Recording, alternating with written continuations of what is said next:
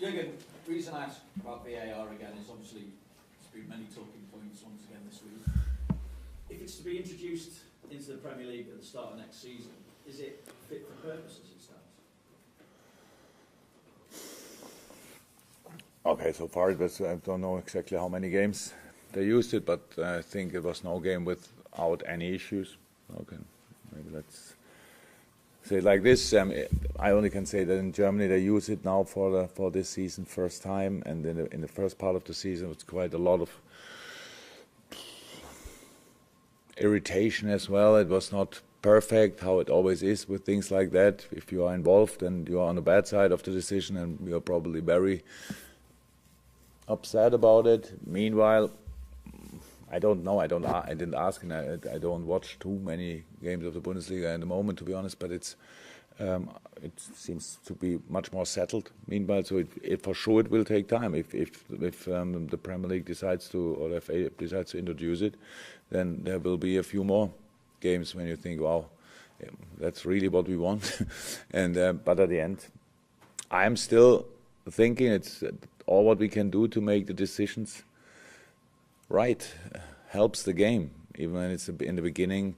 Obviously, in our game against West Brom, maybe that's for me the best example, only because I was involved and felt it in that game.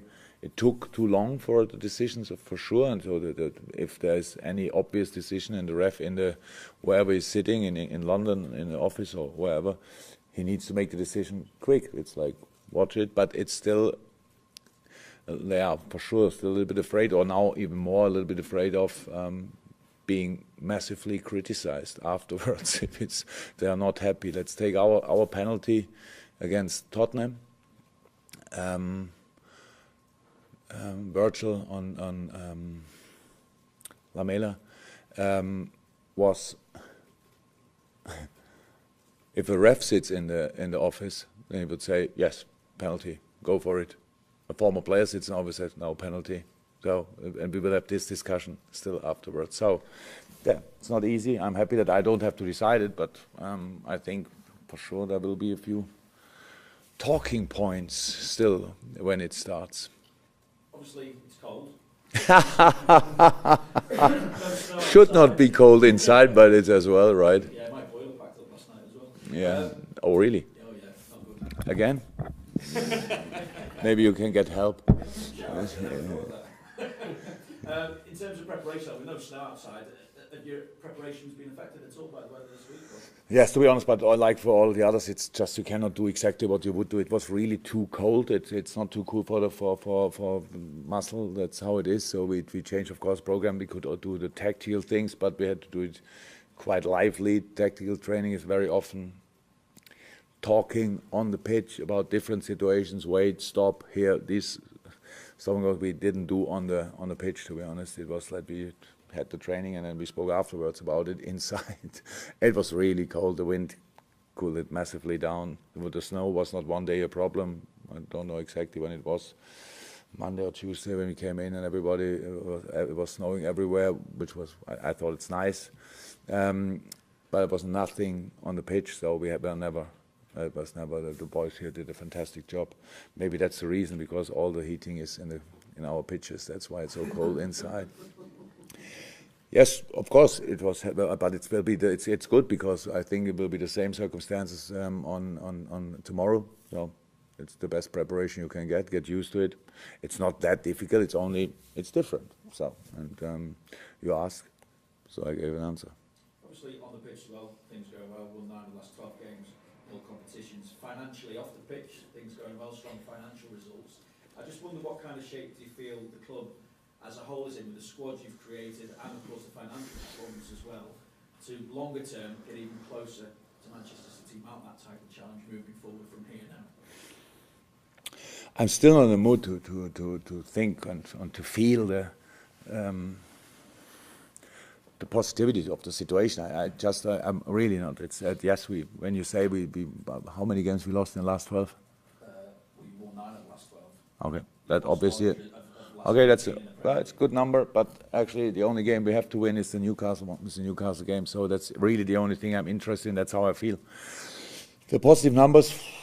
perfect. It's good. The club invested a lot in the last few years since I'm in. We built a new stand. We are planning a new training ground. We brought in fantastic players. So I'm completely fine. I'm not interested too much in it. To be honest, it's not that I ask, can you tell me how much is on the account or whatever.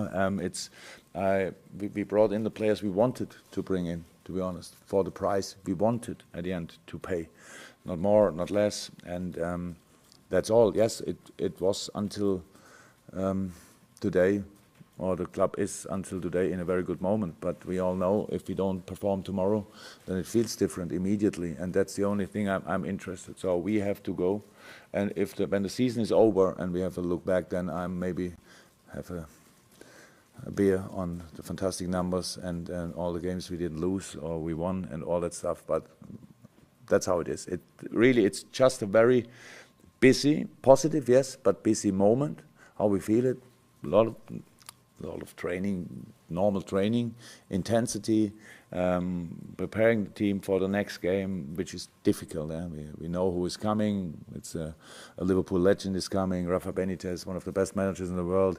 We all know how maybe you know it even better, how he works, how he can organize a team, how he can make your life really difficult. I like him as a person, and but I actually thought or think we gave enough presents already to him since I'm in.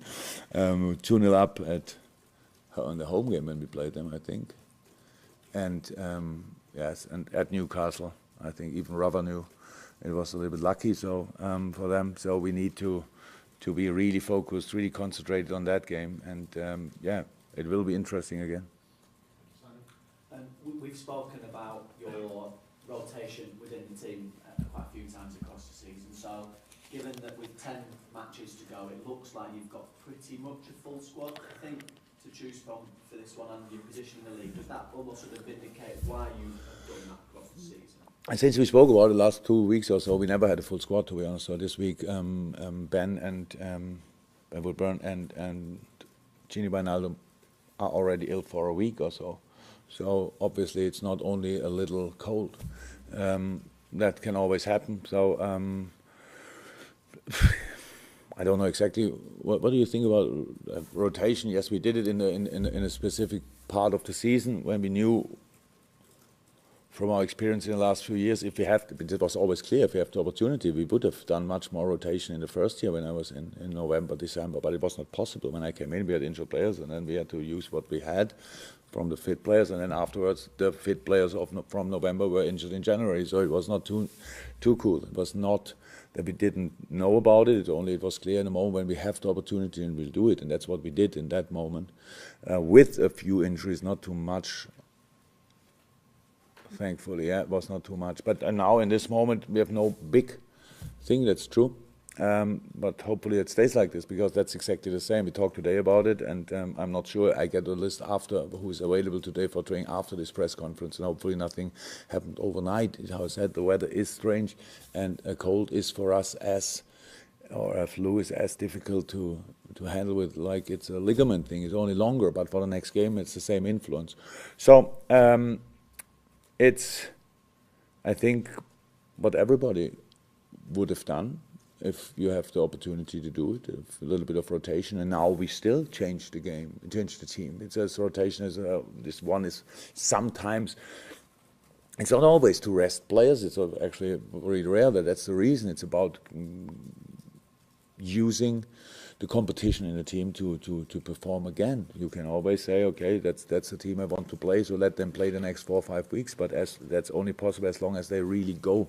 And when the other players make pressure in training from behind and say, okay, now we want to show as well, and then it's probably a good idea to give them the opportunity, because then you have again fresh legs and a 100% motivated and greedy team on the pitch, which is the most important thing. It's the Premier League's Manager of the Month nominations have just been revealed as well. Both yourself and your good friend Wagner are in that list for February. So, as far as you're concerned, a little bit of friendly rival, maybe. Who do you think has had the better month, yourself? Only we. No. There are 5 nominations. Who are the others? There is Enrico Pochettino, Harry Garcia, and Chris Hughton. Oh, cool. Oh, yeah, then good luck. Who do you vote for then? Yeah, all good, all good. Yeah, no, there's no battle between us for that. I think I got it once. Didn't change my life massively, to be honest. And I think Dave got it as well. If Chris didn't have it so far, then I would go for him. What they do in the moment is really good, and yeah, I like the story they write there. So my favorite is Chris this month. I don't think I have a big influence with what I said now, but maybe.